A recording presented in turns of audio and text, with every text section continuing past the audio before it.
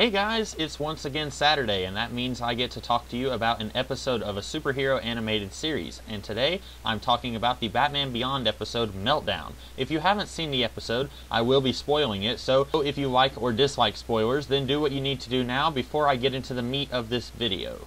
The episode begins with Batman foiling one of Derek Powers' evil schemes, and this enrages Powers to the point of his fake skin beginning to burn away because of his radioactive real skin. A new doctor working for him, Dr. Lake, she has a theory that she should be able to clone him and put his brain into the clone body, free of his illness. But first they need a test subject. Fortunately, some sick freak somewhere has the still living head of Victor Freeze in a jar, and these guys were able to get it. In no time at all, they give him a new body and a new lease on life. Bruce Wayne and many other people are distrustful of Freeze, but his love of people and life seems genuine, and so fate throws a monkey wrench into his life, because without problems and things going wrong, there is no story. And in this case, the monkey wrench is Victor's body, specifically the problems that Victor had before, where he could not survive in above freezing temperature, has returned even after the cloning process. So the cloning idea to save Derek Powers is out, but Powers and Lake think that they can still kill Freeze and harvest his organs and study them or something. So Freeze goes insane and goes and digs out one of his old suits from cold storage. That's not my line, that's from the episode actually.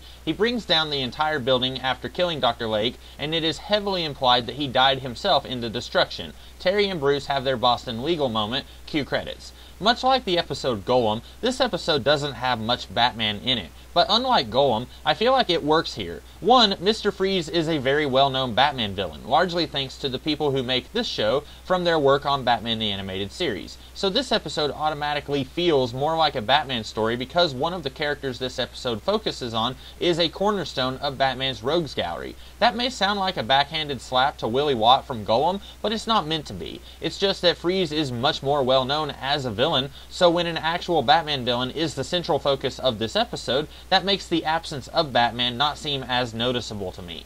Not to mention, the episode Golem was much more of a standalone episode and less of what I call an arc episode. This just means that standalone episodes can be watched at any time and in any order, while arc episodes usually have some major bearing on the season at large or the series as a whole. And so Derek Powers, a very important character of this season, he is very important in the plot of this episode, while in Golem, the plot had little to do with anything relating to Batman or any of his supporting characters. Again, this is not a diss against the episode Golem. I'm just trying to explain why, even though Batman has about as much screen time in both episodes, this episode somehow makes it work, while I felt myself wishing that Batman was in more of the episode in Golem.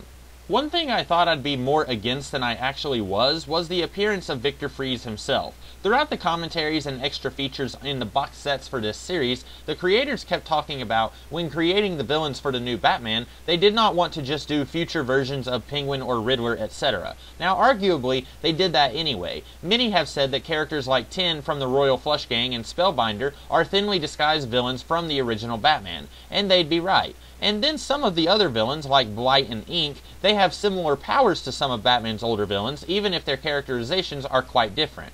But even if those characters are ripoffs of existing characters, at least an effort was made to make them new, fresh, and somewhat original. But their protests that they never wanted to just rehash stuff from the old Batman series because they wanted this series to have its own identity and be its own entity, well, that's an admirable goal. So for me, when I heard those guys talk so much about that, I got a little apprehensive when I realized that only 5 episodes in, we got one of Bruce's villains in the show. Admittedly, it makes a lot more sense for Freeze to be used than, say, Penguin or Riddler, since the whole immortality thing is sort of built in after Freeze's remodeling in the New Adventures of Batman and Robin. And it isn't like the people behind the series were using Freeze as a crutch either, since it is implied that he died in this episode. It isn't like the guys behind the show had some sort of lack of faith in this series, and so they brought in one of Bruce's foes just to make sure that fans of the old Batman came to watch this series, since he gets booted out of the show by the end of the episode. So that, I think, is why I'm pretty okay with Freeze showing up here the way he did.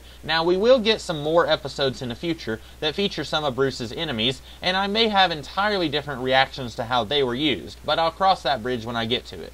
When I was at the beginning of the episode, I was wondering just how good or bad the pacing would be here. I remembered all that happened in the span of 20 minutes, and I found myself doubting that the show could fit all of that in and not make it feel forced, which, as I've said in past reviews, tends to be an issue for me. But believe it or don't, I found this episode to be paced pretty nicely. Yes, we get the resurrection of Freeze, his return to knighthood, and then his return to villainy, all in 20 minutes. But it doesn't really feel forced. I find it to be incredibly understandable when Freeze kills Dr. Lake. At no point do I find myself saying, oh, that was a little rushed, I think. Which, in 20 minutes, that's dang impressive. And it also is a good reason why Batman isn't in the episode very much, because if he was, then a lot of the stuff with the villain would definitely have felt rushed. Overall, I enjoyed this episode quite a bit. I knew I liked it the last time I had sat down and watched it, but with how critical I was of the Golem episode, I wasn't sure if this episode would hold up. And I'm glad to say that it did. I hope you guys liked the episode as much as I did, and I hope you liked my review of it. If you did, feel free to like, share, comment, and subscribe. And if you did like this video, be sure to come back a week from today to hear my thoughts on another episode of Batman the Animated Series. And then a week after that, I will be talking about another episode of Batman Beyond. And don't forget to come back throughout the week to see my other reviews and the occasional video about non-reviewing material. As always, hope you guys have an awesome day. Catch you later.